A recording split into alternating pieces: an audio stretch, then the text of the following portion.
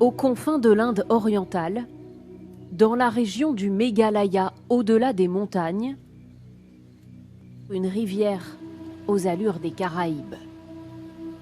Des eaux turquoises si translucides que les bateaux ne semblent plus naviguer sur l'eau, mais voler dans les airs.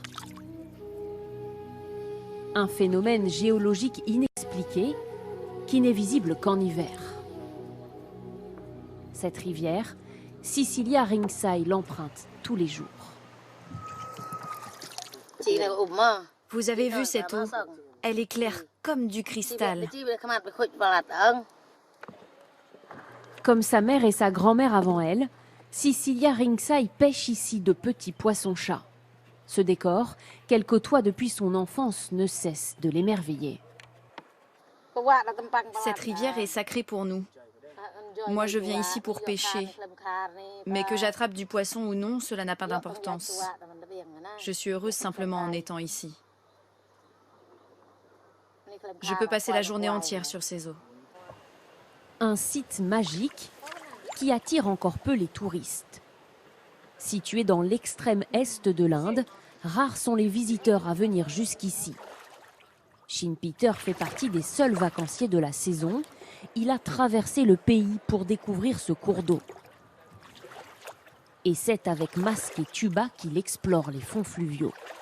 La rivière est aussi transparente vue du ciel qu'en y plongeant. Cet endroit est très connu pour ses eaux cristallines. Vous voyez cette eau? On peut voir jusqu'au fond. On voit tous les poissons. Cet endroit est connu pour ça. Au cœur de cet environnement idyllique vivent des Khasi, une ethnie d'1 million d'individus. L'environnement occupe dans cette société une place sacrée.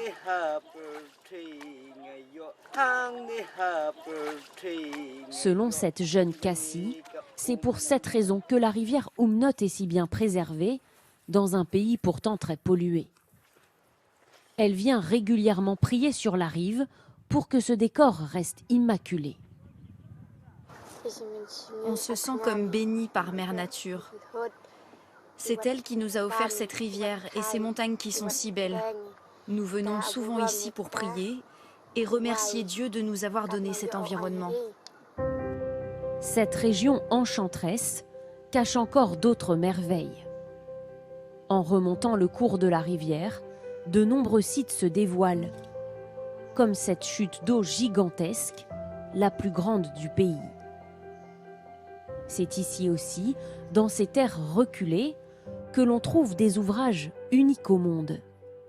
25 mètres au-dessus du sol, ce pont est fait de racines d'arbres vivantes. Cette racine-là, fais-la passer par ici, dans ce trou. Depuis des siècles, des hommes façonnent ces ponts en détournant et nouant les racines des arbres. Celui-ci date de 300 ans. Ces jeunes de l'ethnie Khasi veillent à le maintenir en état. Je me sens tellement fier de ce pont. Je suis aussi très reconnaissant de nos ancêtres qui ont commencé ces ouvrages et que l'on perpétue. Vous ne trouverez pas ce genre de pont ailleurs dans le pays. Nos ancêtres ont lancé cette tradition et nous allons la préserver. Au total, il existe dans toute la région une centaine de ponts vivants comme celui-ci. Toujours empruntés par les populations locales, ils sont devenus indispensables pour relier les villages entre eux. Tous les jours, je passe sur ce pont pour rejoindre la forêt et aller travailler. Si ce pont n'était pas là, ce serait beaucoup plus compliqué pour moi. Il faudrait que je trouve un autre chemin pour traverser. Territoire de ponts à l'atmosphère mystique et aux rivières ensorcelantes, la région du Meghalaya, loin du monde moderne, est celle où les hommes et la nature vivent en harmonie.